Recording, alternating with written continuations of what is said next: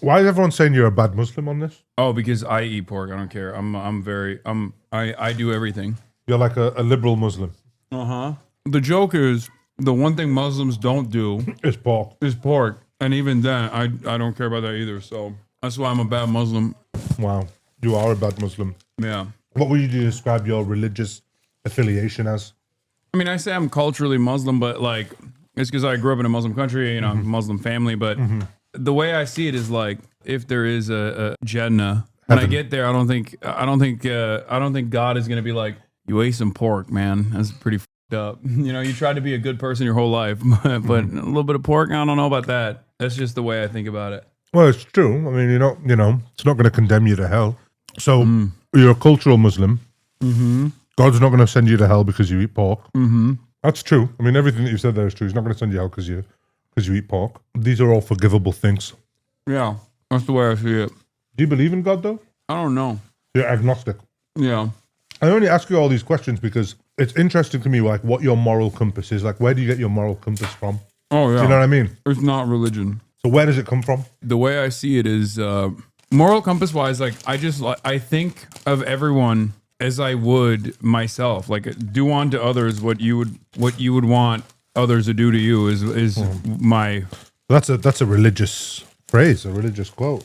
But I don't So think you're getting that moral philosophy. But I don't think it's like I didn't learn it from religion is what I mean. I'm just like this is my own. But you see, if we don't come from anything, right? If we come from nothing. Then what is moral and what is immoral? Because if there's no God that exists and we're all here by pure coincidence and chance, and we're just then essentially a bunch of chemicals, right?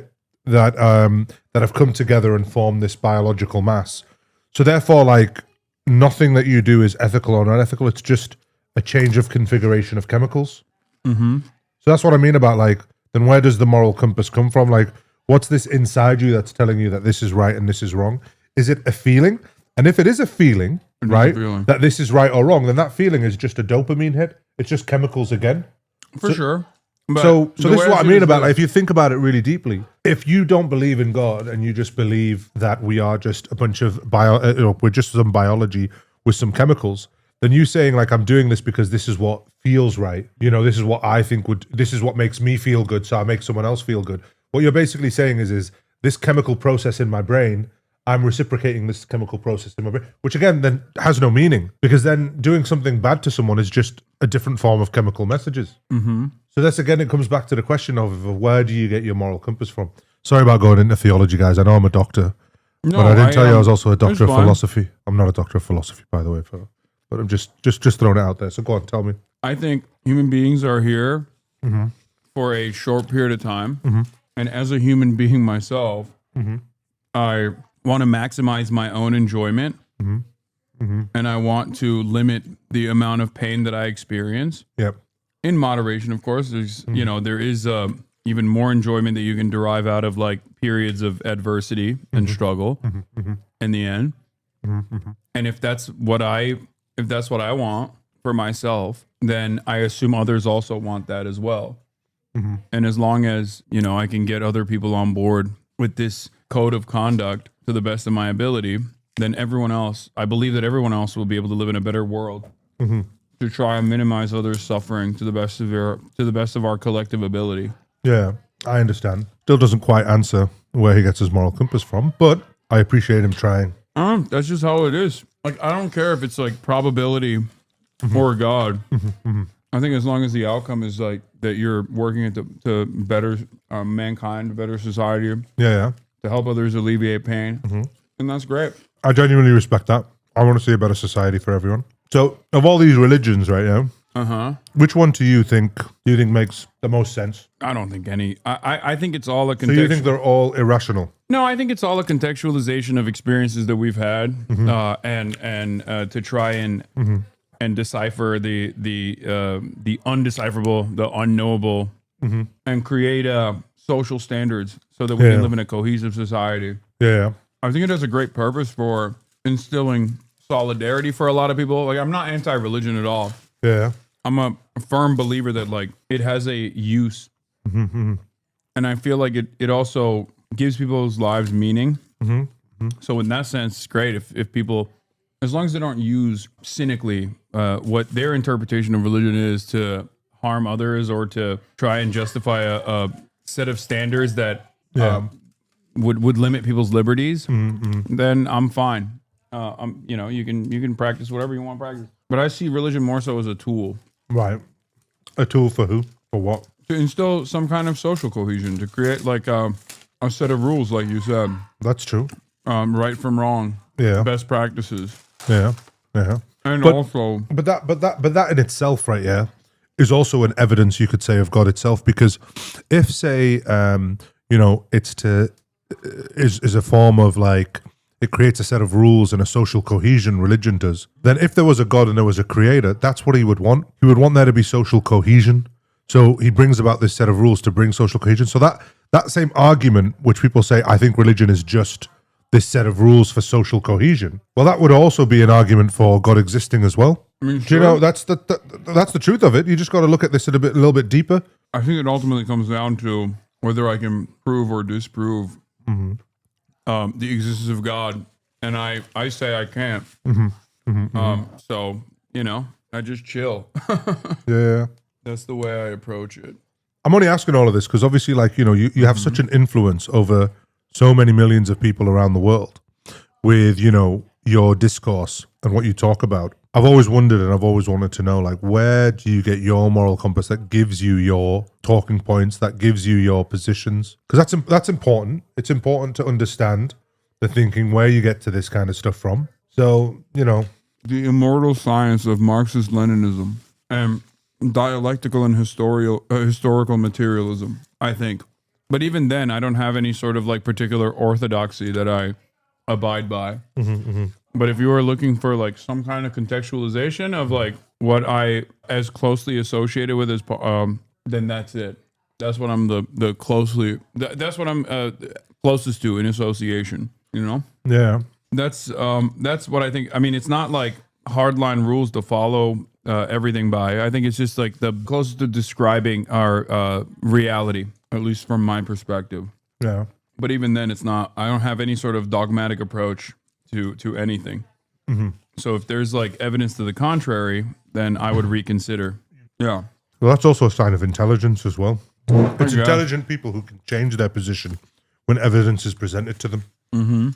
Because if you can't change your position when evidence is presented to you, it shows a lack of emotional dysregularity, ego. So it takes someone with emotional maturity and intelligence to hold different ideas in their head. I like a lot of the communal aspects of Islam, though, and it's not a secret that I think like growing up in a Muslim society has definitely influenced my. Of course, it has my worldview.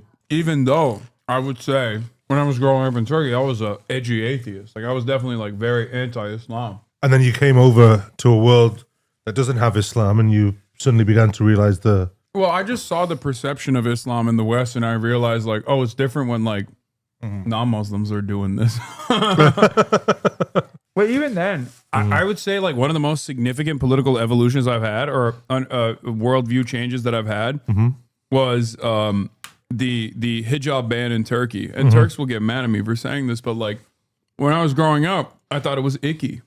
Like I like and weird that people were like wearing a hijab. Yeah. That was definitely the way that I saw it. And I thought Erdogan's like religious liberty arguments were silly. That it was trying to make society regress. But only after I came to the Western world where I was like, yeah, it is kind of interesting that it was like laicite was forcibly applied to Turkish society. So he tried to ban the hijab? No, the hijab was banned. Oh, okay. The hijab was banned for Turkish women that were working in like public office, or like you were not allowed to wear a hijab in Turkey until like that's wild. Until like Erdogan. Now, Erdogan used that resentment and anger to his advantage. Yeah. I mean, that's what. Yeah. It's crazy though to me. It's crazy how when you think about it, like it's men telling women how they should dress. That's what it comes down to. And it's weird to me, like when people in the West say, women shouldn't wear a hijab, we should ban the hijab, or ban the niqab, I'm just like going, why are you trying to legislate in law an item of clothing that women have to remove? It's weird to me that you want women to remove an item of clothing. Just a very weird stance that I feel like, you know. No, that was. Are they more free when they're less clothed? That was what made me reconsider it. Yeah. Where I was like, it does not make sense. Yeah. That I don't think women should be forced to wear the hijab, but if someone wants to wear the hijab, they shouldn't face scrutiny. Yeah. And any sort of repression. Yeah. I mean, if a woman wants to do an OnlyFans, or wear a hijab, surely we're talking about women empowerment here, you know? Yeah, they can do whatever. That's my... So why are people so against women wearing a hijab? Is it because women are taking themselves out of the sexual gaze of men when they wear a hijab, and men feel some type of way about that? I don't know. And I think you see that when you go to the West. I don't know if it's necessarily perversion, but I think it's like, if this offers someone a sense of comfort and they're not hurting anybody, I don't necessarily care if they're wearing whatever they're wearing. Mm-hmm. But I think the real reason why there's an anti-hijab attitude is not because men are like so horny that they want to see every woman. Yeah. But instead, it's because it's like associated with Islam and they're Islamophobic. Here, that's your last one. Yeah. I'm just giving myself a couple of minutes, a couple of minutes to breathe. We're talking about where you get your morality from, and then you explained it without really explaining it, because it didn't come down to the question of like, where does the morality come from? Because again, like I say, if there's no God and it's just a bunch of chemicals, and you can't assign morality to a bunch of chemicals because it's all just a change in the chemical composition, whether you feel good or you feel bad about doing something. So at the end of it all, there was no real conclusive answer to what you were saying, which is fine. You don't need to have a conclusive answer. Like, you don't need to have this all figured out. This is what drives me crazy about these people that preach or whatever. Like, you don't need to have an answer to all of this, but you just need to be aware. So, you know, it was just interesting to know where you got your morality from, because, you know, you obviously have very principled positions on what you take. So it's interesting to know where you get these positions from, or how you come to those conclusions. Obviously, you know, look, I'm a practicing Muslim, so I get my positions from being Muslim, and I feel that's okay. It's okay to do that. It's okay. Being a Muslim, guys, is okay. I think, for sure. For a lot of people, it's just like, I guess the one aspect of, when I was younger, the one aspect of religion that I did not appreciate, that caused me to not be a religious person, was the dogmatic way of having to enforce things that were not like immediately provable. And I think that's literally like a starting point for a lot of people who like logic themselves out of religion. Okay. Also, this is a overwhelming majority atheist community. But that's, you see, that's interesting that you say that, because that's not the religion that has that dogmatic thing. It's the people that are enforcing that religion. It's the people. And I think a lot of people even the interpretation of it. Yeah, the interpretation of it. And that's what I mean about, like, you know, religion, especially in the modern world, is like, it gets a bad rap, but it's not the religion itself that's doing this. It's the people that are the ambassadors for this religion. That's 100% what I always say. Yeah. And I use chattel slavery as an example of this. Right. Because especially for Westerners, it's a great way to understand it, that religion is like a tool, even in like the most, if you're not a believer, right? Right. Go on. What I mean by this is the justification for chattel slavery had religious undertones. Like, people use Christianity and the Bible to justify chattel slavery, but so did the abolitionists. The abolitionists, through liberation theology, utilize many of the religious codes of conduct and scripture to ensure that people understood that this was unconscionable. This was an unconscionable cruelty. So that's the way I see it, and I think it's the most solid approach to this conversation in general, is to make sure that people don't take like an anti-religious stance across the board, or think less of people for being religious, or you know, something that you normally see, especially on the internet, especially in like atheist circles. Because I think for a lot of people, they seem to think that religion is the cause of all wars and stuff like that. But if you actually read the encyclopedia, it's something like 92% of the wars were started for non-religious issues, like land and resources.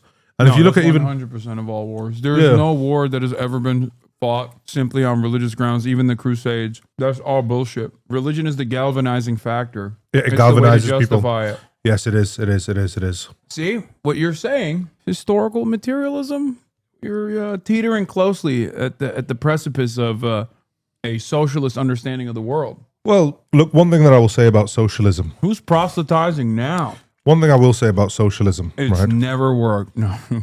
One thing I will say about socialism is, especially in this society that we have, these big corporations, right? Whenever they go bust, right?